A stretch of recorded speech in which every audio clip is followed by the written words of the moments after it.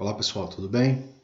Dando sequência ao nosso PET volume 6, nossa temática da aula 4 vai ser mapas. Elementos de um mapa. Elementos de um mapa são aqueles itens e símbolos necessários para que uma mera figura possa ser diferenciada de um verdadeiro mapa ou cartograma, que é feito com rigor científico para representar uma determinada área da superfície terrestre. Em geral, os mapas costumam apresentar as seguintes composições: o título, orientação, legenda, escala e projeção cartográfica. Esses são elementos obrigatórios de um mapa. Embora nem sempre estejam presentes em todos os mapas, veremos por aí. Porém, para melhor interpretar as informações cartográficas, é extremamente importante conhecer esses instrumentos, compreendendo o que eles são, o que indicam e quais são as suas funções do processo de comunicação. Haja vista que os mapas também são formas de linguagem. Observamos o mapa a seguir como se apresentam as diferentes partes de um mapa, né? Podemos observar o título, né? O título do mapa aqui, densidade demográfica, esse seria o título desse mapa. Podemos observar também a datação, né? Que seria de 2010. Temos a escala, que veremos depois em maior para visualizar, né? Nessa imagem não está muito nítido. A projeção, né? Temos a orientação, muitas vezes em vez de usar apenas esse norte aqui, que é mais atual, essa configuração, usar apenas o norte geográfico, utiliza-se a rosa dos ventos inteira, e aqui nós temos a legenda. Esse aí é um exemplo de mapa demográfico do Brasil elaborado pelo IBGE. Vamos observar cada componente do mapa a seguir. O título. O título, por vezes, vem acompanhado de um subtítulo. É o indicador do tema tratado quando se trata de um mapa temático. Em mapas históricos, né, muito comum, como eu havia falado, né, o título também costuma indicar o ano ou período de espaço representado, né? Nesse caso, apresentou apenas o ano, né? Onde marca um período histórico ali assim, de quando esses dados lançados sobre o mapa foi elaborado. Para que se faça uma correta leitura de qualquer cartograma, a primeira coisa a se fazer é sempre ler o título e compreender o que ele indica. Tá certo? Aqui nós temos o título aí anterior, né? Quando se fala de um mapa histórico, né, aparece aqui distribuição da taxa de natalidade por NUT 3 em Portugal em 2004. Outro exemplo. Legendas. As legendas são os significados dos símbolos existentes nos mapas. Esses símbolos podem apresentar-se de forma de cores, ícones, rachaduras, pontos, linhas, entre outros. Alguns desses pontos apresentam padronizações, como por exemplo o azul para representar a água, o verde para representar florestas, áreas verdes, linhas com traços para representar ferrovias, aviões, entre outros, né? Para representar também aeroportos, entre outros inúmeros exemplos aí. Aqui nós temos um pequeno exemplo de legenda, né? Que mostra a variação de cores, né? Podemos observar aqui. Bem, aqui nós temos alguns símbolos cartográficos ali que estão utilizados para representar alguma figura, algum dado referente àquele mapa, né? Nós temos aqui primeiramente as convenções cartográficas, né? O limite municipal, limite de regiões, né? BR, estradas, áreas de drenagem, corpos d'água, né? Geralmente vindo nessa coloração azul. Com relação a fontes e atividades de produção, né? Temos alguns símbolos aqui, como arroz, muito utilizado, feijão, trigo, entre outros aqui, só para a gente ter uma noção de como funciona. Temos também de infraestrutura, né? Muito comum, até mesmo como ponto referência ali para se localizar no mapa, né? Próximo a uma escola, igreja, uma quadra esportiva, né? Fontes e formas de abastecimento de água também, temos aqui alguns tipos, né? Que são apontados no mapa. Alguma organização comunitária, né? Isso aí tudo facilita uma localização e orientação em um mapa, tá certo? Outro ponto importante aí seria a escala, né? Um componente importante do mapa. A escala indica a relação matemática entre o espaço real e a representação desse mapa e desse espaço no mapa. Ela, portanto, aponta a quantidade de vezes que uma área teve de ser reduzida para caber no local em que o mapa está representado. As escalas podem ser gráficas ou numéricas, né? É muito comum a gente encontrar aí assim. Lembrando que um mapa que foi confeccionado por um órgão ou empresa séria leva muito a sério esse negócio de escala, né? Por quê? É uma representação séria que é colocada no papel, né? Temos os dois tipos de escala. A escala numérica, né? Apresenta-se em números, em uma divisão, e a escala gráfica apresenta-se conforme a representação das linhas e traços. Na escala numérica, nós temos o exemplo aqui, ó, 1 para 500 mil. Lê-se da seguinte forma: 1 centímetro no mapa equivale a 500 mil centímetros na realidade. Ou seja, a realidade foi reduzida 500 mil vezes. Tá certo? Agora, na escala gráfica, né, lê-se da seguinte forma: 1 centímetro no mapa equivale a 5 quilômetros na realidade. Tá certo? Muito comum a gente encontrar essa reguinha aqui, né? Como é chamada também, né? Ou nessa reguinha, pegamos uma régua comum e fazemos a medição, qual o espaço de 0 até 5. Ou se for um espaço maior, podemos calcular o quê? De 0 até 10, né? E a partir dessa medição vai equivaler a distâncias também aproximadas no mapa. Opa, voltando aqui. No caso, seria 1 centímetro, que seria daqui do 0 até essa base 5, equivale a 5 quilômetros, né? E aqui deve equivaler aproximadamente a 1 centímetro. Já dobrado aqui, 10 quilômetros. Por quê? Seria 2 centímetros. Ou seja, como está escrito aqui, ó, 2 centímetros no mapa equivale a 10 km na realidade. Não esqueçam esses dois tipos de escala, que é de suma importância para o nosso entendimento. Para se calcular uma escala cartográfica. Para se calcular uma escala cartográfica, use as seguintes fórmulas, onde E seria a escala do mapa, D a distância real e D minúsculo a distância no mapa. Para saber a distância real, que seria o D maiúsculo, D é igual à escala do mapa vezes a distância no mapa. Para se saber a distância no mapa, seria o D minúsculo é igual à distância real dividido pela escala do mapa. E para se saber a escala, divide-se o quê? A escala do mapa divide-se a distância real pela a distância do mapa, tá certo? Para a gente ter uma noção para calcular tanto a escala do mapa, a distância real e a distância no mapa. Orientação.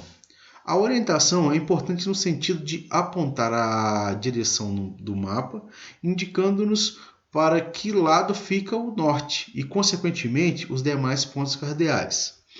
Ela pode apresentar-se como uma rosa dos ventos completa ou apenas como uma seta indicando o norte geográfico, como eu havia falado com vocês, né? Aqui nós temos claramente uma rosa dos ventos, né? Onde temos norte, sul, o leste, oeste, né? Que seria um mapa mais antigo, e um mapa mais atual, onde temos apenas o quê? O norte geográfico. As coordenadas geográficas. As coordenadas geográficas formam um sistema de localização que se estrutura através das linhas imaginárias, ou seja, linhas traçadas paralelamente entre si nos sentidos norte-sul e leste-oeste, medidas em graus. Com a combinação dessas linhas, cria-se endereços específicos para cada ponto do mundo, permitindo a sua identificação precisa, né? Aqui nós temos as coordenadas, né? Temos as que estão no plano horizontal e no plano vertical, ou seja, nós temos as latitudes e as longitudes, né? Projeção cartográfica, né?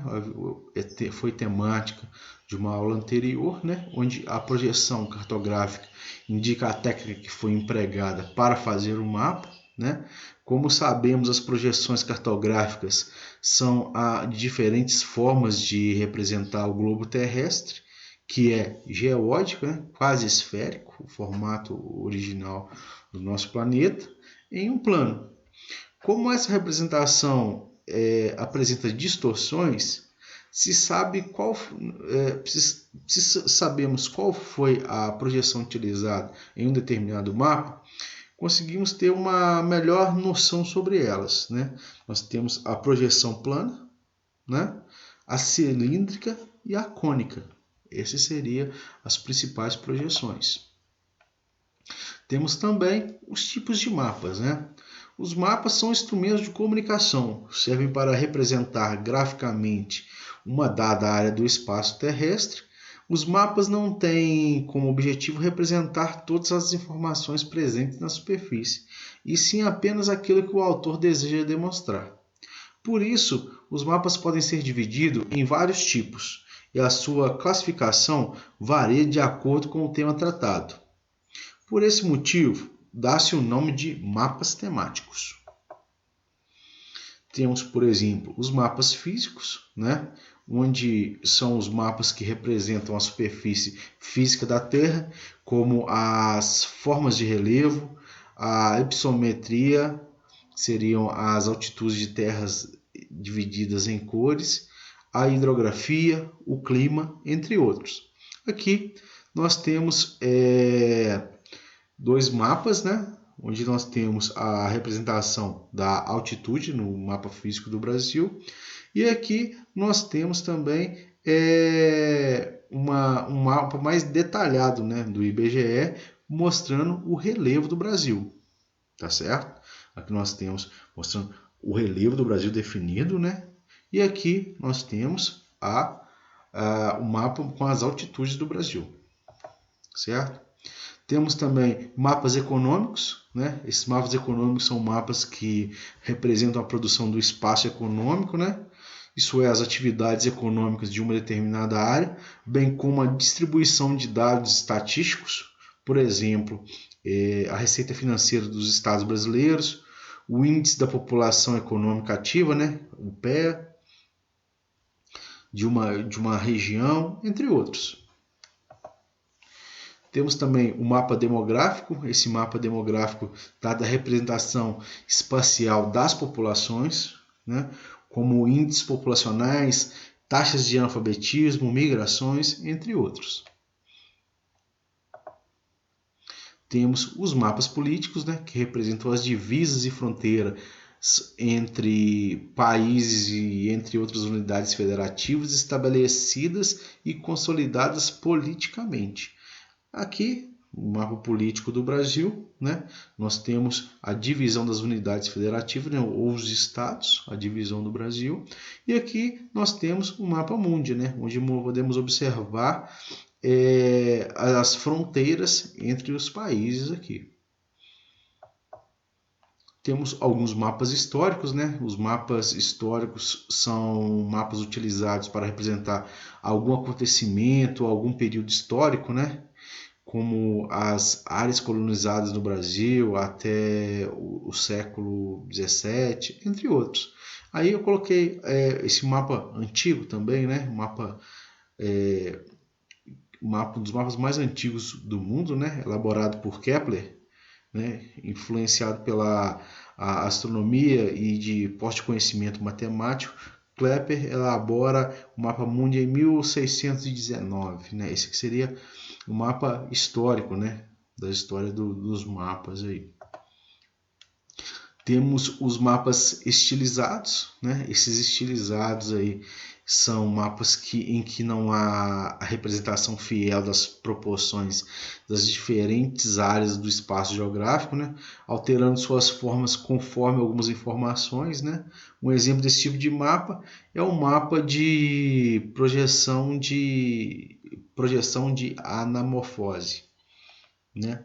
Aqui nós temos esse tipo de um exemplo de mapa, né, onde utiliza-se os dados estatísticos ali de um país e a partir dali dá-se uma forma de acordo com esses dados aí, tá certo? A população mundial, né, representação cartográfica por anamorfose segundo o Índice de Desenvolvimento Humano, o IDH, né? Olha só, os países com desenvolvimento humano elevado, né? Lembrando que também além das formas utiliza as cores, os países de desenvolvimento humano médio e países de desenvolvimento humano baixo. Aqui nós temos outra forma de anamorfose, né?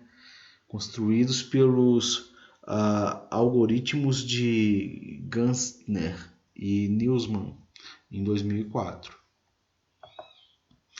Temos também esse mapa de curvas de nível, né? São representações do relevo produzidas através da utilização de linhas imaginárias, né?